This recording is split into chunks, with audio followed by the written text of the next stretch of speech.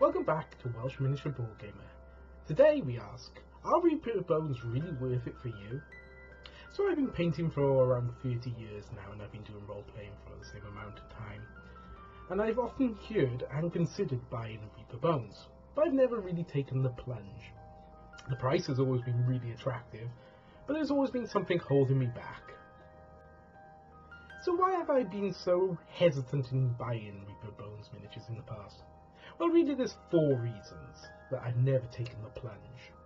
The first of which is lack of UK or limited UK stockists. The second is flexibility, bendability and breakability. 3 things which I hear a lot about online. Third one is the difficulty in priming, painting and varnishing. Also I've heard about this online. And finally, the so-called poor quality of detail and the mould lines which Reaper Bones seem to be plagued with. So, I pulled the trigger and bought myself 3 Reaper Bones miniatures. So my first reason is no longer valid. Well, sort of.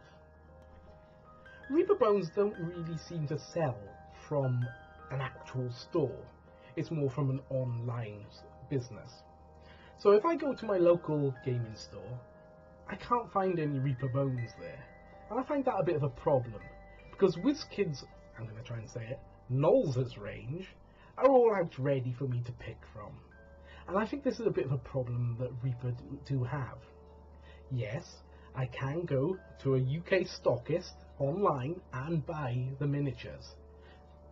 But when I'm buying miniatures, it's often something I want to see the physical item. I want to be impulse buyed into buying this. I don't really want to be looking through pictures online and then picking out the miniature, because I want to see that miniature and think, wow, that's brilliant, and grab it. So I think this is a bit of a problem with Reaper Bones. However, you can get them on eBay and you can get them through UK stockists online. When buying Reaper Bones miniatures from an online store, post and packaging has to be taken into account, and this does knock up the price a little bit, making the very cheap miniatures still just reasonably cheap. But they're still cheaper than any of their rivals. So after buying a few Reaper Bones miniatures, I'm on to my second of my 2 worries. The flexibility, bendability and breakability. Now that really hasn't been a problem, even though online everybody really seems to rant and rave about it. And I think maybe I specifically chose the 3 miniatures I did, knowing the problem. Because I haven't picked any miniatures which are particularly spindly, or have long, thin pieces of equipment. So as you can see, there's some spring in these miniatures, but nothing to really worry about. So as you can see, the minis are flexible, but that proves to be a bonus, not a minus in this case. Let me show you. So this is a donkey, Reaper's Bone donkey. I painted up. Now, I'm going to drop it on the floor. Admit it, the floor here is carpeted, so, but she looks pretty good, and she hasn't been damaged at all. Now I'm going to throw it up the wall, and we'll see if there's any damage to her.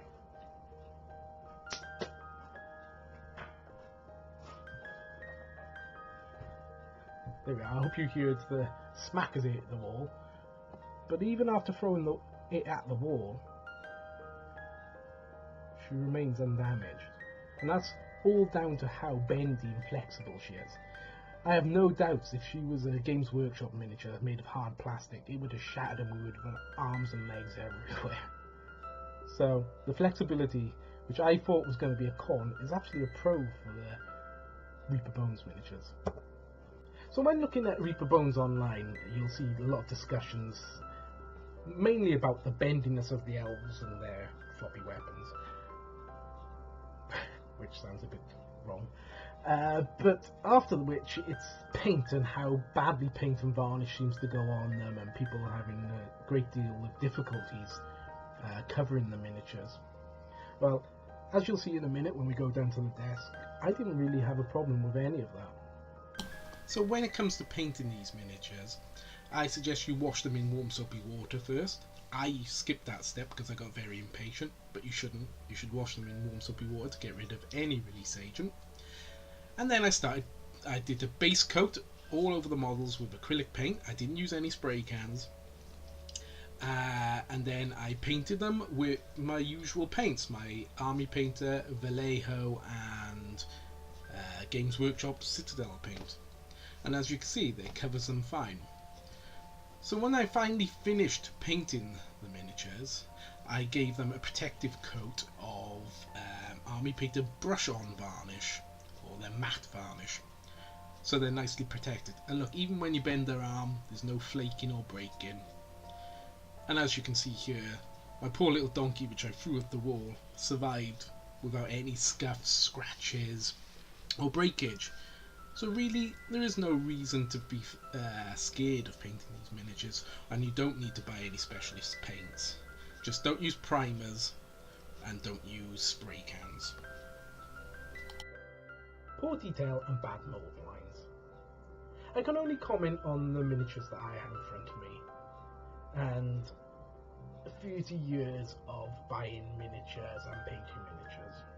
So over those 30 years, I've seen some really awful miniatures, as you can imagine. Back 30 years ago, you had metal miniatures and you were lucky if they had a nose. That's how terrible the detail was on them. And everything was kind of mashed together.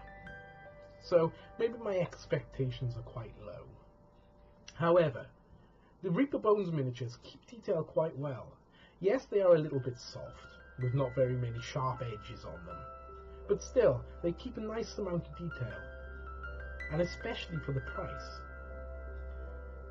The mold lines on the 3 miniatures that I had no mold lines to clean up, but even if I did, you would just scrape them with a scraper or a knife, and because the plastic is so soft, it'll come off really easily, so I wouldn't have to worry about that. So, in my opinion, the detail is perfectly fine, and the mold lines are manageable. So my final thoughts on Reaper Bones miniatures. Would I buy them again? Yes, I would. I'd still be rather nervous about buying a spindly little model, something like an elf with a long spear, because that might be bent and drooping and what have you. But there is the trick of hot water, cold water to shock it back into shape, and apparently that works really well. So I probably will buy a spindly model next time, just to see if this works and if I can get it back to how it should look. But I think where Reaper Bones miniatures really sell themselves is on monsters. So if you bought a dragon that's a Reaper Bones dragon for X amount of money, and then you went out and found a similar dragon made of metal, it will cost you about 5 times as much.